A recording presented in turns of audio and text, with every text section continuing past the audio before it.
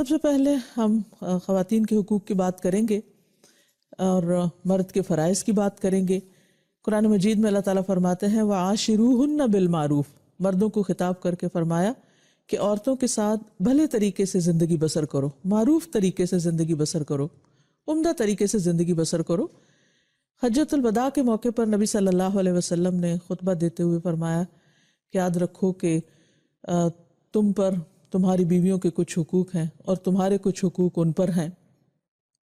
وہ تمہارے پاس قیدیوں کی طرح، یعنی ایک عورت جب اپنے گھر بار کو، اپنے والدین کو، اپنے رشتہ داروں کو چھوڑ کر شادی کے بعد شوہر کے گھر میں آ جاتی ہے تو وہ ایک طرح سے شوہر پر ڈیپینڈنٹ ہوتی ہے اور شوہر کی ذمہ داری میں ہوتی ہے۔ تو شوہر کو یہ تعلیم دی گئی کہ وہ اس کے ساتھ احسان کا معاملہ کرے، اور اس میں سب سے پہلی ذمہ داری جو شوہر پر آتی ہے وہ یہ ہے کہ بیوی پر خرچ کرے، بیوی کے نان نفقے کا ذمہ دار ہو۔ اللہ تعالیٰ نے مرد کو قوام بنایا اور اس کی بنیادی وجہ بھی یہ بتائی کہ وہ بیوی پر خرچ کرتا ہے۔ قرآن پاک میں سورۃ النساء میں اللہ تعالیٰ فرماتے ہیں الرجال قوامون علی النساء بما فضل اللہ بہ بعضهم علی بعض وبما انفقوا من اموالهم فالصالحات قانتات حافظات للغیب بما حفظ اللہ، کہ مرد عورتوں پر قوام ہیں، یعنی ان کے ذمہ دار ہیں۔ کیوں؟ اس لیے کہ اللہ نے بعض کو بعض پر فضیلت دی، اور اس وجہ سے کہ وہ اپنے مالوں میں سے خرچ کرتے ہیں۔ تو شوہر پر جو پہلی ذمہ داری ہے وہ یہ کہ بیوی کی ضروریات کو پورا کرے اور خوش دلی کے ساتھ کرے۔ حدیث میں آتا ہے، معاویہ کہتے ہیں کہ میں نے عرض کیا یا رسول اللہ صلی اللہ علیہ وسلم، ہم پر اپنی بیوی کا کیا حق بنتا ہے؟ آپ نے فرمایا جب تم کھاؤ اسے کھلاؤ، جب تم پہنو یا کماؤ تو اسے بھی پہناؤ، یعنی کھانا پینا لباس اس کی ذمہ داری ہے۔ پھر اسی طرح عبداللہ بن عمر رضی اللہ عنہ کہتے ہیں، اور یہ صحیح مسلم کی حدیث ہے، کہ رسول اللہ صلی اللہ علیہ وسلم نے فرمایا آدمی کو ہلاک کرنے کے لیے اتنا ہی گناہ کافی ہے کہ جس کا خرچ اس کے ذمہ ہے اسے خرچ نہ دے، یعنی اس کے بارے میں اس سے پوچھ بھی ہوگی مرد سے، اور یہ اس کے لیے نقصان دہ ہے اگر وہ اپنی ذمہ داری کو پورا نہیں کرتا۔ صحیح ترغیب و ترہیب کی ایک حدیث میں آتا ہے، معاذ رضی اللہ عنہ سے روایت ہے کہ رسول اللہ صلی اللہ علیہ وسلم نے مجھے وصیت کی، یعنی تاکید کی کہ اپنی استطاعت کے مطابق اپنے اہل و عیال پر خرچ کرو، یعنی جتنا تم کر سکتے ہو۔ ظاہر ہے جس کے پاس زیادہ ہوگا وہ زیادہ دے گا، جس کے پاس کم ہے وہ کم دے گا،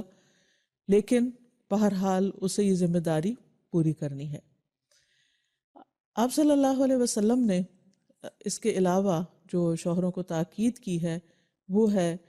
اپنے گھر والوں کے لیے اور خصوصاً بیوی کے لیے سب سے بہترین سلوک کی۔ حضرت عائشہ کہتی ہیں کہ نبی صلی اللہ علیہ وسلم نے فرمایا خیرکم خیرکم لأہلہ وأنا خیرکم لأہلی، تم میں سے بہترین شخص وہ ہے جو اپنے اہل و عیال کے لیے سب سے اچھا ہو،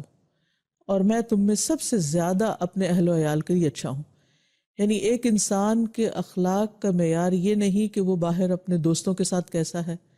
یا سوسائٹی میں وہ کیسے موو کرتا ہے اور لوگ اس کے بارے میں کیا کہتے ہیں، بلکہ اس کے بہترین ہونے کا اندازہ اس بات سے لگایا جائے گا کہ وہ اپنے گھر میں کیا کرتا ہے، اپنی بیوی کے ساتھ کیسا سلوک کرتا ہے، کیا بیوی اس کے اچھے اخلاق یا با اخلاق انسان ہونے کی گواہی دیتی ہے؟ یعنی سب سے بڑی گواہی اس کے گھر سے ہوگی اس کے اخلاق کی۔ تو اس لیے انسان کو کوشش کرتے ہوئے اور پوری توجہ کے ساتھ اس معاملے کو لینا ہوگا، اور اس کے لیے ظاہر ہے کہ اچھے اخلاق کا مظاہرہ کرنے کے لیے صبر و تحمل بھی چاہیے، اور اپنے بعض جذبات کی قربانی بھی چاہیے، اور اپنی ذمہ داریاں ادا کرتے ہوئے جیسے شوہر کے اوپر بیوی کی تعلیم و تربیت اور اس کے دین کی ذمہ داری بھی ہے، تو بہت سی کوتاہیاں بھی دوسری طرف سے سامنے آ سکتی ہیں، لیکن ان تمام معاملات کو حسن سلوک کے ساتھ انجام دینے کی تعلیم دی گئی ہے۔ اور اس کے لیے نبی صلی اللہ علیہ وسلم نے فرمایا، اور صحیح مسلم کی یہ روایت بھی ہے کہ کوئی مومن کسی مومن عورت سے بغض نہ رکھے، یعنی اپنی بیوی کے ساتھ بغض نہ رکھے، اس کے لیے دل میں کوئی گرجز نہ رکھے۔ اگر عورت کی ایک عادت اس کو ناپسند ہوگی تو کوئی دوسری عادت پسندیدہ بھی ہوگی، یعنی اس کے صرف نیگیٹو پہلوؤں پہ یا اس کی منفی عادات اور بری عادات پر ہی نظر نہ رکھے یا کمزوریوں پر ہی توجہ نہ رکھے بلکہ یہ بھی دیکھے کہ وہ اس کے اندر اچھائیاں کیسی ہیں یا اس کے اندر خوبیاں کون سی ہیں۔ آپ صلی اللہ علیہ وسلم نے فرمایا، اور یہ سنن ترمذی کی روایت ہے، کہ ایمان کے لحاظ سے کامل مومن وہ ہیں جو اخلاق میں سب سے اچھے ہیں، اور تم میں سے سب سے بہتر وہ ہے جو اپنی بیویوں کے لیے بہتر ہو، یعنی اس کا اخلاق اس کے لیے زیادہ اچھا ہو۔ نبی صلی اللہ علیہ وسلم کے بارے میں آتا ہے کہ آپ صلی اللہ علیہ وسلم نے کسی خادم یا عورت کو کبھی بھی نہیں مارا۔ تو اس لیے مرد کے اوپر یہ ذمہ داری عائد ہوتی ہے کہ وہ تعلیم و تربیت میں یا کچھ چیزوں کی گھر میں اصلاح کرنے کے دوران صبر و تحمل سے کام لے، مار پٹائی سے نہیں، غصے سے نہیں، اور یعنی بیوی کے لیے وہ ایک ڈکٹیٹر کی طرح نہ ہو بلکہ ایک ہمدرد اور مہربان ساتھی کی طرح ہو، جو کہ اس کے بہت سے کام کاج میں یا اس کی ذمہ داریوں میں اس کا مددگار بھی ہو۔ حضرت اسود سے روایت ہے کہ انہوں نے حضرت عائشہ رضی اللہ تعالیٰ عنہا سے پوچھا کہ نبی صلی اللہ علیہ وسلم گھر میں کیا کیا کرتے تھے؟ تو انہوں نے بتایا کہ وہ گھر کے کام کاج میں مدد کیا کرتے تھے، اپنا کپڑا خود سی لیتے تھے، اپنے ڈول کو سی لیتے تھے، کبھی جھاڑو بھی لگا دیتے تھے، یعنی کہ گھر کے کام میں بھی بیوی کی مدد کر دیا کرتے تھے۔ اس کا یہ مطلب نہیں کہ ازواج مطہرات کچھ کیا نہیں کرتی تھی، بلکہ آپس میں محبت اور ایک تعلق اور ایک کنسرن ظاہر کرنے کے لیے، ایک بانڈنگ ڈیولپ کرنے کے لیے جو ایک بہترین طریقہ ہو سکتا ہے وہ یہ کہ جب کوئی شخص اکیلا کسی کام میں لگا ہوا ہو تو دوسرا شخص اس کی مدد کرے، اور نبی صلی اللہ علیہ وسلم نے اس کی بہترین مثال قائم کی۔ نبی صلی اللہ علیہ وسلم نے فرمایا،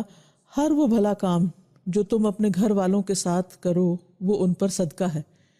یعنی بیوی کے کام کاج میں جو بھی مدد ہے وہ ایک طرح سے ثواب کا کام ہے۔ جیسے کہ نبی صلی اللہ علیہ وسلم اپنے گھر والوں کی خدمت میں ہوتے تھے، لیکن جب نماز کا وقت آتا تھا تو سب کچھ چھوڑ کر نماز کے لیے چلے جاتے تھے۔ پھر اسی طرح آپ صلی اللہ علیہ وسلم نے ایک موقع پر فرمایا، جب آدمی اپنی بیوی کو پانی پلاتا ہے تو اسے اجر دیا جاتا ہے۔ ارباز بن ساریہ کہتے ہیں کہ جب میں نے یہ بات سنی، یعنی یہ حدیث سنی، تو میں اٹھا اور اٹھ کر اپنی بیوی کو پانی پلایا، اور پھر اسے بھی یہ حدیث سنائی کہ نبی صلی اللہ علیہ وسلم نے یہ بات بتائی ہے۔ تو کیسی خوبصورت تعلیم تھی کہ جس سے ان خوبصورت رشتوں میں آپس میں محبت اور پیار پیدا ہوتا ہے۔ اسی طرح نبی صلی اللہ علیہ وسلم گھر میں جب کوئی کھانا آپ کو پیش کیا جاتا تھا تو اس میں عیب نہیں نکالتے تھے، اگر پسند ہوتا تو کھا لیتے ورنہ چھوڑ دیتے۔ آج ہم دیکھیں کہ کتنے ہی گھرانے ایسے ہیں جن میں لڑائی جھگڑا جو ہے وہ کھانے کی میز سے اٹھتا ہے، اور چھوٹی چھوٹی باتوں پر ایک دوسرے کے ساتھ بدسلوکی کی جاتی ہے۔ پھر اسی طرح یہ ہے کہ نبی صلی اللہ علیہ وسلم اپنی بیوی کی جائز فرمائشیں بھی پوری کر دیا کرتے تھے۔ حضرت عائشہ کے بارے میں آتا ہے کہ جب بھی وہ آپ سے کسی چیز کی فرمائش کرتی، کچھ مانگتی یا کوئی ضرورت ہوتی یا کسی چیز میں ان کی خواہش ہوتی تو وہ اس کو پورا کر دیتے۔ پھر اسی طرح مشکلات میں آپ ساتھ دیا کرتے تھے۔ جیسے ایک سفر میں حضرت عائشہ کا ہار کھو گیا تو آپ صلی اللہ علیہ وسلم نے ان کو کوئی ڈانٹ ڈپٹ نہیں کی، بلکہ اس کی تلاش کے لیے سارے قافلے کو روک لیا، اور سب لوگ آپ کے ساتھ وہاں رکے رہے اس دوران جب کہ آپ کا ہار تلاش ہو رہا تھا۔ پھر اسی طرح یہ ہے کہ بعض اوقات ہسبینڈ وائف کے درمیان کوئی ناراضگی بھی ہو جاتی ہے، کوئی مس انڈرسٹینڈنگ بھی ہو جاتی ہے، تو حضرت عائشہ کہتی ہیں کہ رسول اللہ صلی اللہ علیہ وسلم نے مجھ سے فرمایا کہ جب تم مجھ سے راضی ہوتی ہو تب بھی مجھے پتہ چل جاتا ہے، اور جب تم ناراض ہوتی ہے تب بھی مجھے پتہ چل جاتا ہے۔ تو وہ کہتی ہیں کہ آپ کو کیسے پتہ چلتا ہے؟ تو آپ نے فرمایا کہ جب تم مجھ سے راضی ہوتی ہو تو مجھ سے یوں بات کرتی ہو کہ محمد کے رب کی قسم، اور جب ناراض ہوتی ہو تو یوں کہتی ہو کہ ابراہیم کے رب کی قسم۔ تو کہتی ہیں کہ اللہ کے رسول، میں صرف آپ کا نام لینا چھوڑتی ہوں، یعنی میرے دل سے آپ کی محبت نہیں جاتی۔ تو اس سے اندازہ آپ کر سکتے ہیں کہ نبی صلی اللہ علیہ وسلم کا اپنے ازواج کے ساتھ کیسا تعلق تھا اور ان کی آپ کے ساتھ کیسی محبت تھی۔ پھر ایک چیز یہ بھی ہے کہ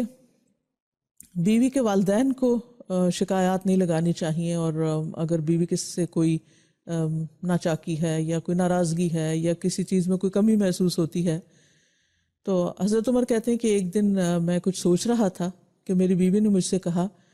بہتر ہے اگر تم اس معاملے کو فلاں فلاں کی طرح کرو۔ میں نے کہا تمہارا اس میں کیا کام، معاملہ مجھ سے متعلق ہے، تم کیوں اس میں دخل دے رہی ہو؟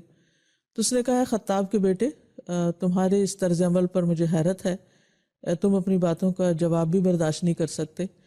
تمہاری بیٹی حفصہ تو رسول اللہ صلی اللہ علیہ وسلم کو بھی جواب دے دیتی ہے۔ تو ایک دن تو اس نے آپ کو غصہ بھی دلایا تھا۔ تو یہ سن کر وہ اٹھ کھڑے ہوئے اور اپنی چادر اوڑھ کر حضرت حفصہ کے گھر پہنچے اور فرمایا بیٹی کیا تم رسول اللہ صلی اللہ علیہ وسلم کی باتوں کا جواب دیتی ہو، یہاں تک کہ تم نے ان کو ناراض بھی کیا ہے؟ تو حضرت حفصہ کہتی ہیں کہ ہاں اللہ کی قسم ہم آپ کو کبھی جواب بھی دیتے ہیں۔ میں نے کہا جان لو میں تمہیں اللہ کی سزا اور اس کے رسول کی سزا کی ناراضگی سے ڈراتا ہوں، لیکن یہ ہے کہ کبھی بھی نبی صلی اللہ علیہ وسلم نے حضرت عمر کو بلا کر یہ کمپلینٹ نہیں کی کہ دیکھو تمہاری بیٹی کیا کر رہی ہے اور تم اس کو سمجھاؤ یا میں اسے واپس بھیج رہا ہوں۔ شوہر اور بیوی کا تعلق اتنا خوبصورت تعلق ہوتا ہے کہ قرآن مجید میں اس کو لباس سے تشبیہ دی گئی ہے، ہن لباس لکم وانتم لباس لہن، دونوں ایک دوسرے کا پردہ ہوتے ہیں، دونوں ایک دوسرے کی زینت ہوتے ہیں، دونوں ایک دوسرے کے لیے کمفرٹ کا باعث ہوتے ہیں، دونوں ایک دوسرے کے عیب چھپانے والے ہوتے ہیں۔ اور اس میں مرد چونکہ قوام ہے، ذمہ دار ہے، اس کو پہل کرنی چاہیے ان ذمہ داریوں کو ادا کرنے میں۔ پھر اسی طرح یہ ہے کہ اچھے تعلقات کے لیے شوہر کے لیے یہ بھی لازم ہے کہ صرف بیوی نہیں بلکہ بیوی کی سہیلیوں اور رشتہ داروں کے ساتھ بھی حسن سلوک کرے۔ حضرت خدیجہ کی بہن حالہ جو ہیں وہ ایک دفعہ نبی صلی اللہ علیہ وسلم کی خدمت میں آنے کی اجازت مانگتی ہیں، تو آپ کو حضرت خدیجہ کا اجازت مانگنا یاد آ گیا، تو اس وجہ سے آپ بہت خوش ہوئے اور کہا یا اللہ یہ تو حالہ ہے۔ اور اس پر حضرت عائشہ کہتی ہیں کہ مجھے بہت رشک آیا کہ کس طرح نبی صلی اللہ علیہ وسلم اپنی بیوی کو یاد کرتی ہیں جو اتنا عرصہ پہلے انتقال بھی کر چکی ہیں۔ آپ صلی اللہ علیہ وسلم جب کوئی چیز کوئی بکری وغیرہ ذبح کرتے یا کوئی چیز تقسیم کرتے تو حضرت خدیجہ کی سہیلیوں کو بھی بھجواتے۔ تو اس سے یہ پتہ چلتا ہے کہ اگر شوہر ایک قوام ہونے کی حیثیت سے اپنی بیوی کی ذاتی ضروریات، اس کی مالی ضروریات، اس کی جذباتی ضروریات کا خیال رکھے، اس کے رشتہ داروں کی کیئر کرے، تو گھریلو زندگی جو ہے وہ خوشگوار ہو سکتی ہے۔